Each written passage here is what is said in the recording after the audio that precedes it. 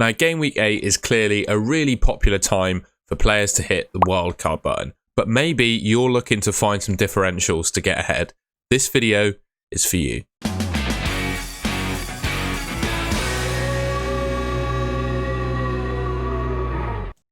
Now, with the Aston Villa fixture run looking really exciting for upcoming game weeks, the likes of Cash, Diaby and Watkins are going to be really popular. However, if you're looking for an alternative to one of those three and maybe you're not happy with your current goalkeeper, I think Emiliano Martinez is a fantastic option. I would say Villa look okay defensively, and I think the fixture run is going to back up their clean sheets more than they have been recently. I'd also suggest they're better at home than they are away, and they've got 3 good fixtures at home coming up.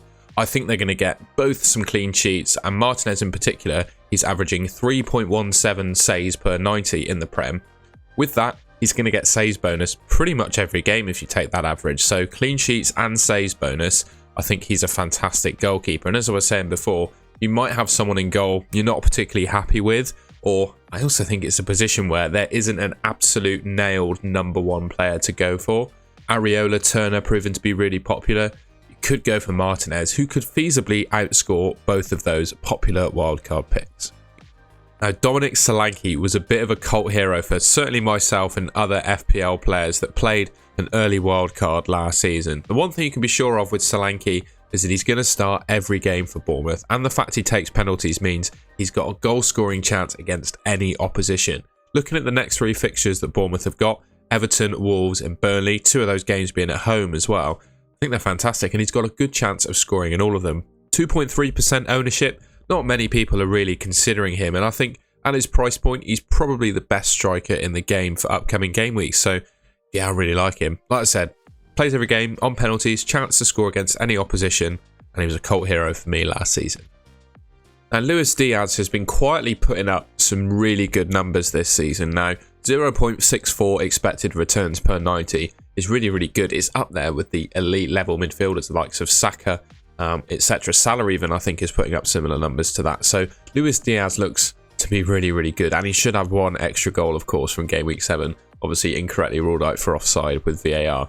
He seems to be Klopp's first choice left winger now. He started 6 of the 7 games so far this season. As I said, he's putting up really good underlying numbers, and every game I see him, he gets a chance and looks really, really dangerous. Liverpool as a whole are the 2nd best team in the league for expected goals, and the fixtures they've got coming up, Brighton, on the face of it, might be tough, but they've just conceded 6 goals to Aston Villa, so anything could happen in that game. I think Liverpool could well score a few goals in that one. And after that, Everton, Forest, Luton, Brentford, 4 fantastic fixtures where I think Luis Diaz has got points potential, and at 9.4% ownership, 7.5 million, there's not really many better midfielders in my opinion at that price. He could go against Bowen, for example, with Diaz. That's a nice little alternative. A lot of players I think are going to have Bowen in their wildcard draft. So yeah, Luis Diaz, 9.4% ownership, a good differential.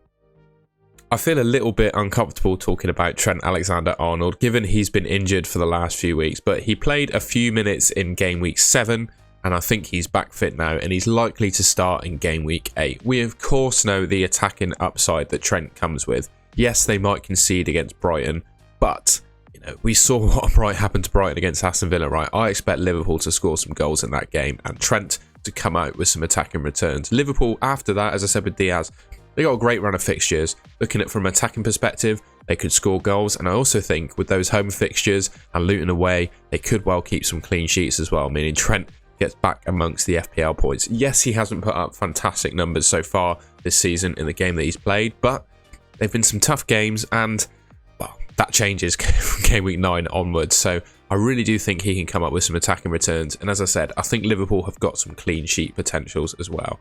It's also just in general very rare that we see Trent with such a low ownership, so if you're playing your wildcard, I think it's a good opportunity to get on him.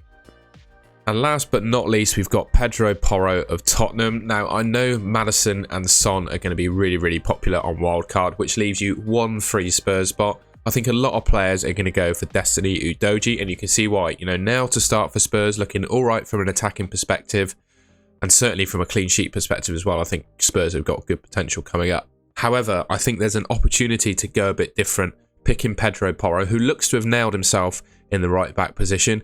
in his career of past, in seasons gone by, I'll put up some stats now, he has put up ridiculous attacking numbers, you know, the likes of what you'd expect to see from a midfielder. So they've not been fantastic so far this season, but with the quality of fixtures they've got coming up, I'd be surprised if Porro didn't get back amongst the goals and assists. I would also say, just in terms of the way they play, Porro appears to be slightly more attacking than Udogie is. For that reason, I think he's probably a better option, and of course, with lower ownership.